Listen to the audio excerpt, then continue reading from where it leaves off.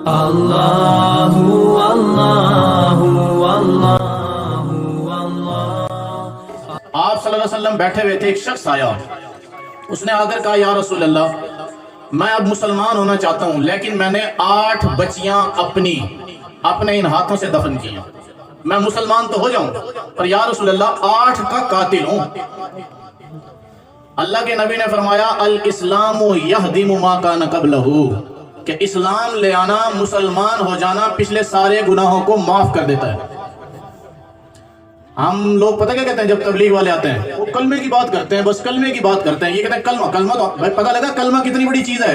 8 بچیوں کو زندہ درگور کرنے والا خود کہہ رہا ہے کہ یا رسول اللہ میری بخشش ہے۔ اللہ کے نبی نے فرمایا کلمہ پڑھ لے پچھلے سارے معاف ہو جائیں گے۔ کلمے پہ تو نہیں ہے زندگی، اس لیے تو تبلیغ والے پیٹ رہے ہیں۔ آپ صلی اللہ علیہ وسلم نے اس سے فرمایا کہ ہر بچی کے بدلے میں ایک غلام لے کر آزاد کر دے۔ اس نے کہا یا رسول اللہ پیسے نہیں تھے۔ کہا اچھا اونٹ ہے؟ کہا اونٹ تو ہر غریب امیر کے گھر میں ہوتا تھا جب۔ کہا یا رسول اللہ اونٹ کھڑے ہیں؟ اللہ کے نبی نے فرمایا ہر اپنی بیٹی کے بدلے میں ایک اونٹ صدقہ کر دے۔ 8 اونٹ صدقہ کر دیے، کلمہ پڑھا، مسلمان ہو گیا۔ اللہ کے نبی نے بشارت دی کہ تو بخشایا، تیرے پچھلے گناہ معاف ہو چکے۔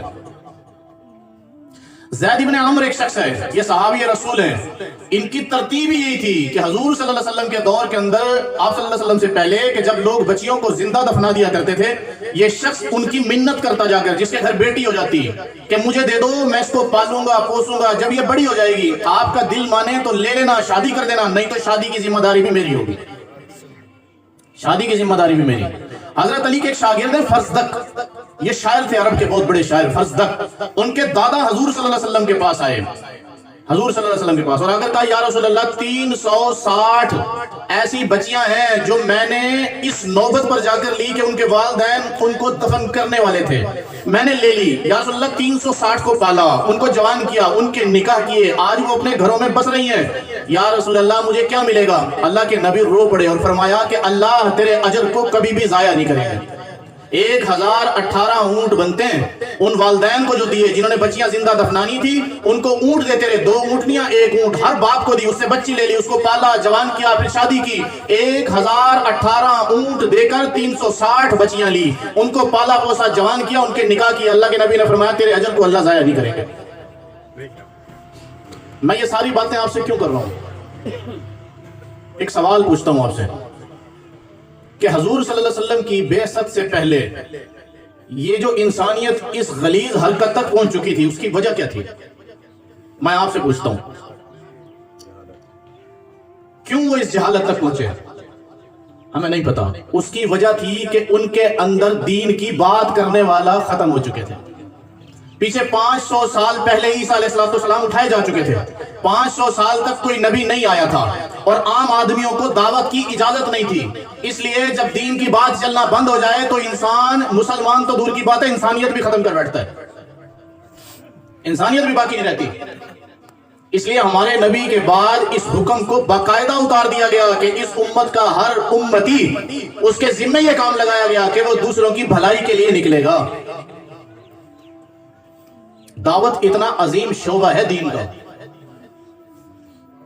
کہ جب یہ ختم ہو جائے گی، جس گھر سے، جس بستی سے، جس ڈگر سے، جس گلی سے، جس محلے سے، جس شہر سے، جس ملک سے، وہاں پر الہاد آئے گا، الہاد، کیونکہ دین قربانی سے پھیلا ہے، دین قربانی سے پھیلا ہے بھائی، ہمارا دین پر لگا ہی کچھ نہیں۔ بدر کے اندر اللہ نے مسلمانوں کو کامیابی دی، 6 گھوڑے 8 تلواریں لے کر اللہ کے نبی نکل پڑے، 6 گھوڑے 8 تلواریں لے کر حضور صلی اللہ علیہ وسلم میدان بدر کے اندر گئے۔ راستے کے اندر کافروں نے گندی عورتیں بٹھائی اور ان کے گندے اشعار پڑے انہوں نے، اور کافروں کو ورغلایا کہ اگر آج تم مسلمانوں کے خلاف ٹوٹ پڑو گے تو ہم رات کو تمہیں گلے سے لگائیں گی، اور اگر آج تم نے پیٹ پھیر لی تو ہمارے قریب نہ آنا۔ اور اللہ کے نبی صلی اللہ علیہ وسلم گھوڑے پر بیٹھے ہیں، گھوڑے پر بیٹھے ہیں، اور اپنے سر کو گھوڑے کی پیشانی سے لگا دیا، اور اللہ کے سامنے رو رہے ہیں کہ اللہ یہ میری جمع پونجی ہے، یہ تھوڑے سے صحابہ اتنی محنتوں کے بعد اکٹھا کر کر لایا ہوں، اللہ اگر آج ان کی بھی گردنیں اتر گئی، ان کے بھی لہو بہ گئے، اے اللہ آج محمد شکست کھا گیا تو آج کے بعد تیرا دین مٹ جائے گا، یہ بھی جمع پونجی ہے اللہ میری۔ اللہ پاک نے بدر کے اندر کافروں کے تہہ تہہ کروا دیا، उनकी औरतें जब घर पहुंची, उन्होंने अपने जवानों को कस्में दी कि अब एक और मार्का होगा, हम उसके बाद फिर मुसलमानों के खिलाफ उठेंगे, ओहद के मैदान में जाएंगे, मुसलमानों से लड़ेंगे, अपने खून का बदला लेंगे। और दोबारा फिर मुसलमान और कुफर आमने सामने हुआ और ओहद के अंदर फिर इस्लाम और कुफर टकराया। अल्लाह की शान देखो, ये इस्लाम का वो मार्का है जिसको कायनात भूल नहीं पाएगी। अल्लाह के नबी सल्लल्लाहु अलैहि वसल्लम ने इतनी बड़ी कुर्बानी दी। देखो, जकरिया को आरे से चीर दिया गया, याह्या को मुसल्ले पर गर्दन उतार दी गई, इसके अलावा नूह अलैहिस्सलाम को पत्थर मारे गए, अंबिया को जख्मी कर दिया गया। अल्लाह के नबी ने फिर भी फरमाया, इतनी पिछले अंबिया को तकलीफें नहीं दी जितने मुझे सताया गया। एक होता है अपनी जात को, मैं आपको पत्थर मारूं आप सह लोगे, मैं आपको थप्पड़ मारूं आप सह लोगे, मैं आपको गाली दूं आप सह लोगे, मैं आपको घसीट दूं आप सह लोगे। अगर मैं आपकी आंखों के सामने आप ही के बेटे को मारूंगा, आप मुझे मारने पर उतर आओगे, आपकी बच्ची को छेड़ूंगा, आप मारने पर उतर आओगे, आपके घर में दाखिल होने की कोशिश करूंगा, आप मारने पर उतर आओगे, आपकी इज्जत पर हाथ डालूंगा, आप मुझ पर मारने पर उतर आओगे। अल्लाह के नबी ने फरमाया, पिछले नबियों को जात के एतबार से तकलीफ दी गई, मेरी जात को मेरी औलाद के एतबार से भी तकलीफ दी गई। ऐसे खड़े अल्लाह के नबी, कलमे का ऐलान किया, उतबा रुताबा है, अबू लहब के बेटे हैं, ऐसे गिरबान पकड़ा अल्लाह के नबी का, कहा तेरी बेटियों को तलाक है, तेरी बेटियों को तलाक है। भाई कसूर तो बताओ, मेरा कसूर क्या है, मेरी बच्चियों को मेरी आंखों के सामने तलाक देते हो। इसलिए अल्लाह के नबी ने फरमाया कि मैं बाकी नबियों को उनकी जात के एतबार से आजमाया गया, मेरी जात को तो मेरी औलाद के बारे में भी आजमाया गया। और एक एक सहाबी, उलमा ने लिखा है, एक एक सहाबी पर अल्लाह के नबी की जितनी मेहनत हुई थी, इस एतबार से आप सल्लल्लाहु अलैहि वसल्लम हर सहाबी को अपना बेटा समझते थे। हर सहाबी पर अल्लाह के नबी ने जान मारी थी। जब ओहद का मैदान लगा, ये जो बाद के अंदर मुसलमान हुए, आमिर इब्न अल-आस रजी अल्लाह तआला अन्हु, खालिद इब्न वलीद रजी अल्लाह तआला अन्हु, हजरत अबू सुफियान रजी अल्लाह तआला अन्हु, ये सारे काफिर थे पहले और ओहद के अंदर मुकाबले के अंदर आए थे। और इनके बारे में अल्लाह के नबी ने हाथ उठाया था कि अल्लाह इन पर लानत कर। अल्लाह ने रोक दिया था कि नहीं, हम ऐसा नहीं करेंगे, हो सकता है इनमें से कुछ लोग मुसलमान हो जाएं। यही तो बाद में जर्नेल बने, यही बाद में जर्नेल बने। हजूर सल्लल्लाहु अलैहि वसल्लम जिस गड्ढे के अंदर गिरे, अब्दुल्ला नामी एक शख्स ने गड्ढा खोदा, उसके ऊपर खजूर की छड़ियां रख दी कि मुसलमान कोई तो गिरेगा, कोई तो बीच में गिरेगा। आप सल्लल्लाहु अलैहि वसल्लम गड्ढे के बिल्कुल साथ ठहरे में ऐसे जो मारा तीर, हजरत मिकदाद इब्न अल-अस्वद थे, उन्होंने हाथ के ऊपर लिया, हाथ के ऊपर इतने तीर लगे, रावी कहता है कि मैंने अपनी आंखों से उनकी उंगलियों को कटते हुए देखा कि तीर अल्लाह के नबी तक न जाए, मैंने उंगलियों को कटते हुए देखा। एक शख्स खड़े हुए, उनकी आंख के अंदर तीर लगा, डेला हाथ पर ले लिया और आए, या रसूल अल्लाह ये डेला है मेरा। अल्लाह के नबी ने फरमाया कि इसके बदले में चाहे तो सब्र कर, जन्नत मिलेगी। कहा या रसूल अल्लाह एक बीवी है, अरबों के अंदर बीवियां ज्यादा रखते थे। कहा रसूल अल्लाह एक बीवी है, प्यार भी बहुत करता हूं उससे, मैं काना हो गया तो शायद मेरा मेयार नीचे आ जाएगा, ऐ अल्लाह के रसूल दुआ कर दे। आप सल्लल्लाहु अलैहि वसल्लम ने ऐसे डेला उठाया, ऐसे रखा, ऊपर हाथ फेरा, कहा अल्लाह इसकी बिनाई को पहले से ज्यादा कर दे, इसके हुस्न को पहले से ज्यादा कर दे। अल्लाह की शान, उस आंख से बिनाई भी पहले से ज्यादा तेज हुई और खूबसूरती भी बढ़ गई, खूबसूरती भी बढ़ी। आप सल्लल्लाहु अलैहि वसल्लम का पांव फिसला, पत्थर मारा किसी ने, पत्थर काफिर ने। ये देखो, ये ऊपर के दो दांत है ना, ये ऊपर के सामने के 2 दांत, ये उलिया कहलाते हैं, ये नीचे वाले सुफला कहलाते हैं। ये जो नीचे वाले 2 दांत हैं, इसके दाएं तरफ का दांत आप सल्लल्लाहु अलैहि वसल्लम का टूटा, आधा दरमियान में से टूटा। एक और बात आपको बताऊं, ये जो दांत जड़ से निकलता है ना,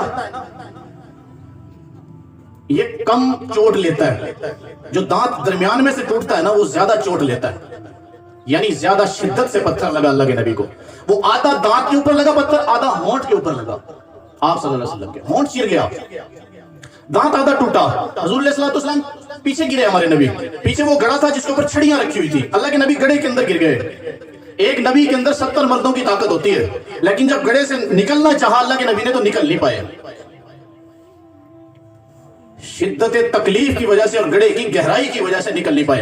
हजरत अली ने हाथ किया, नहीं निकल पाए। हजरत अली शेर खुदा है, नहीं निकल पाए। हजरत तलहा अंदर कूदे, अल्लाह के नबी को नीचे से उठाया, अली ने हाथ देकर ऊपर उठाया, तब आप सल्लल्लाहु अलैहि वसल्लम बाहर आए।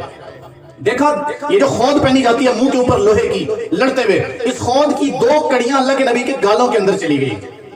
वो इतनी आगे चली गई कि हजरत अबू उबैदा इब्न जर्राह रज़ियल्लाहु तआला ने हाथ से खींचा, नहीं निकली। उसके बाद दांत फंसाए अपने, हजरत अबू उबैदा के निकालते हुए 2 दांत टूट गए, इतनी अंदर गई हुई थी। اور خون کا ایک فوارہ نکلا. ابو سعید خدری رضی اللہ تعالیٰ عنہ کے والد مالک ابن سنان وہاں کھڑے ہوئے تھے. انہوں نے کہا کہ آج اللہ کا عذاب آ جائے گا اگر نبی کا خون زمین پر گر گیا.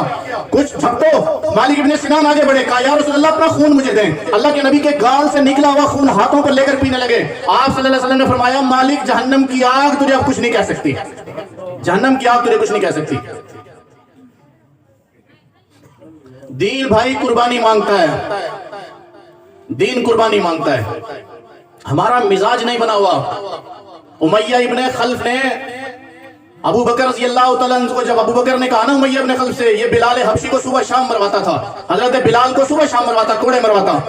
امیہ ابن خلف کو ابو بکر نے کہا کہ آپ پیسے لے لو, اس کو چھوڑ دو, کیوں غریب کو مارتے ہو؟ تو نے کہا زیادہ شوق ہے تو لے لے.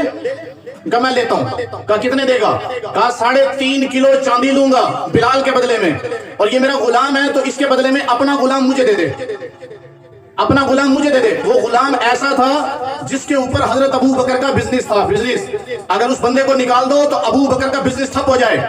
اس نے چوٹ ماری, کہاں ماری؟ کہ وہ اپنا غلام دے دے جو تیرا کاروبار سنبھالتا ہے اس بلال کے بدلے میں.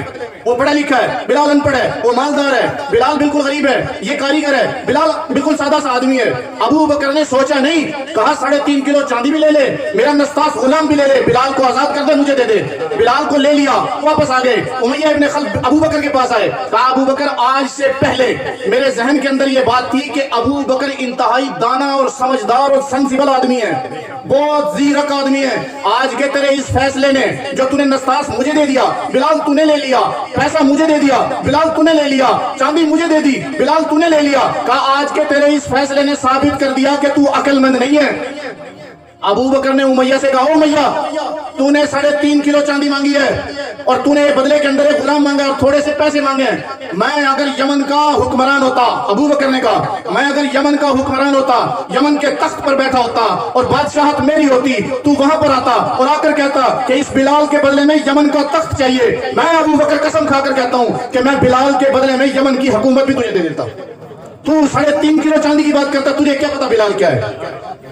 کل قیامت کا دن ہوگا, دنیا کے اندر جتنے مؤذن ہیں ان کی گردنوں کو اللہ پوری امت سے لمبی گردن کر دے گا. یہ ایسے دیکھیں گے پوری امت محشر کے میدان میں کھڑی ہوگی. اللہ آواز دے گا, این المؤذنون, آزانے دینے والے کہاں ہیں, دعوت تامہ دینے والے کہاں ہیں, جو میری طرف بلانے والے کہاں ہیں. آج حقیر سمجھا جاتا ہے, کوئی عہدہ نہیں سمجھا جاتا مؤذن ہونا, کوئی ڈگری نہیں سمجھی جاتی مؤذن ہونا, کام کو چھوٹا سمجھا جاتا ہے, ذمہ داری اٹھانے کے لیے کوئی تیار کوئی نہیں. اللہ مؤذنین کو کھڑا کرے گا. کہا یہ خلق خدا ہے, حافظ ساتھ کو لے کر جائے گا, عالم ساتھ کو لے کر جائے گا, شہید ساتھ کو لے کر جائے گا, حاجی ساتھ کو لے کر جائے گا.